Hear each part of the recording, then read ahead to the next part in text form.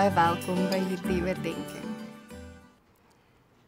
Baie mense ken Jeremia 29 vers 11 en ken dit goed. Dis dikwels 'n vers waarin ons vashou as anker in ons stymige tye. Ek weet wat ek vir julle beplan, sê die Here. Voorspoed en nie teenspoed nie. Ek wil vir julle toekoms gee, 'n verwagting. Dit is 'n geliefde vers, maar dit moet saam met die res van die hoofstuk gelees word.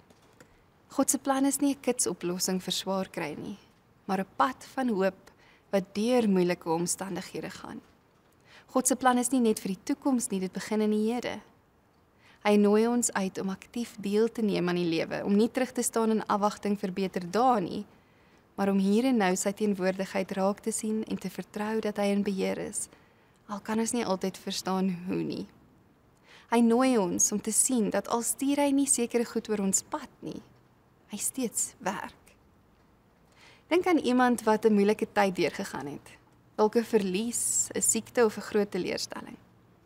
So 'n persoon sou kon kies om net te wag vir beter dae, maar ons sien dikwels hoe mense juis in sulke tye groei en ander inspireer. Miskien het jy self al ervaar hoe 'n moeilike tyd jou karakter gevorm het, jou geloof verdiep het, of vir jou 'n nuwe roeping gegee het. Dit beteken ons kan God ook vind in swaar kry. Johannes 16 vers 33 herinner ons dat swaar kry deel van hierdie wêreld is. Maar Jesus gee nie net 'n waarskuwing nie, hy gee ook 'n belofte.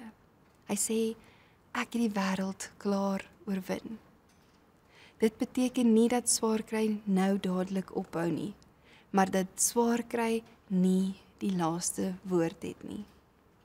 En dit alles beteken dat selfs wanneer ons nie weet wat voor lê nie, maar tasbaar die swaar kry en die seer van hierdie wêreld voel, dat ons getrou kan lewe. Soos Daniël vasklou aan God en die praktyke wat hom herinner hoe die lewe saam met God is, soos Jesus in sy grootste swaar kry draai na sy Vader, so kan ons ook draai na hom. Ons kan bid, ons kan oorgee en toelaat dat hy ons daar in ons swaar kry ontmoet. Ons kan daar by hom troos ervaar, vrede en begin sien dat God steeds werk. Elena het nooit gedink haar lewe sou so uitdraai nie. Sy en haar man Stefan het van 'n eenvoudige en 'n stabiele toekoms gedroom, om hulle kinders groot te maak, hulle eie besigheid uit te bou en dan eendag saam oud te word. Maar toe Stefan siek word, het alles verander. Die diagnose was vinnig, die vooruitsigte onseker. Behandelinge het hulle finansies gedreineer. Om vir Stefan te versorg het Elena se krag uitgeput. En soos maande, jare geword het uitputting haar begin oorweldig. Daar was geen skielike wonderwerk nie, geen dramatiese omkeer nie.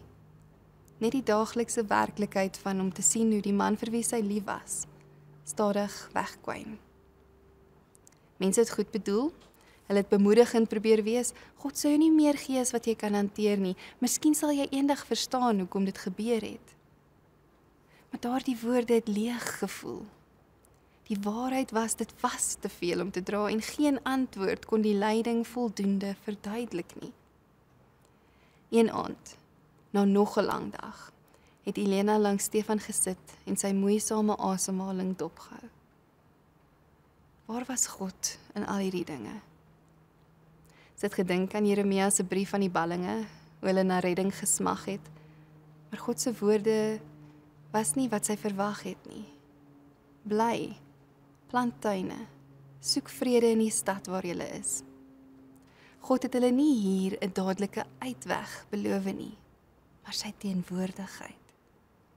Elena het geen beheer gehad oor wat gebeur het nie, maar sy kon kies wat om met die dae te doen wat hulle oor het sy besef. En sy het besluit om te bly. Sy het hoop geplant in die kleinste van maniere, in die stilte van Stefan se kamer waar sy hand vasgehou het, selfs toe hy nie meer kon praat nie. In die manier waarop sy toegelaat het dat hartseer haar soms oorweldig. Maar tog het sy in daai oomblik ook ruimte gelos vir hoop. In die manier waarop sy vriende toegelaat het om kos te bring, omdat sy geweet het sy kon dit nie alleen dra nie. Stefan se gesondheid het nooit verbeter nie. Die lyding het nie verdwyn nie. Maar iets het in Elena se hart verander. Sy het besef dat hoop nie die afwesigheid van swaar kry is nie en ook nie net 'n belofte van 'n beter môre nie. Hoop is die geloof dat selfs hier, in hierdie plek van hartseer, God haar nie verlaat het nie. Jesus het gesê, in hierdie wêreld sal julle verdrukking hê, maar hou goeie moed. Ek het die wêreld oorwin. Hy het nooit die duisternis ontken nie. Hy het eenvoudig beloof dat dit nie sou wen nie. En so het Elena volgehou. Nie omdat dinge makliker geword het nie, maar omdat sy nie alleen was nie. Omdat God steeds daar was. Omdat hy verstaan het. En op een of ander manier, selfs in die moeilikste dae, was dit genoeg. Mag dit ook vir jou genoeg wees, wanneer dinge nie sin maak nie. Mag dit jou lei na hoop, wanneer dinge onregverdig voel, of vra sekerheid wil oorskadu. En mag jy weet, mag jy oortuig wees, dat Jesus verstaan, omgee, en altyd by jou is.